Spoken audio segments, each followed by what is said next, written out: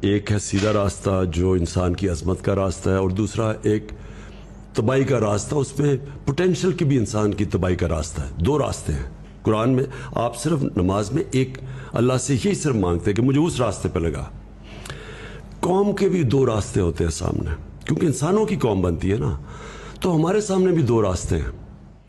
یا ہم اب یہ جو سارا جو سازش ہوئی ہے اور یہ جو ساری ہمیں ایک غلام باہر کی مداخلت سے امپوز کی گئی ہے چوروں کی حکومت، تو یا تو یہ چلے گی اور اس کے بعد ایک تباہی کا راستہ ہے، اور یا اس کو فائٹ کرے گی قوم اور پھر وہ ایک وہ راستہ اختیار کرے گی جو کہ آزادی کا راستہ اور مشکل راستہ ہے۔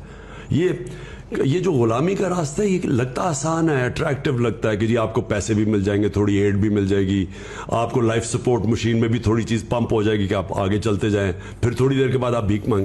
ذلت کا راستہ ہے۔ دوسرا ہے خودداری کا اور آزادی کا راستہ، اور وہ ہے لا الہ الا اللہ کا راستہ۔ جو لا الہ الا اللہ ہے نا جی، یہ پورا ایک فلسفہ ہے، یہ آئیڈیالوجی ہے کہ سوائے اللہ کے کسی کے سامنے نہیں جھکنا۔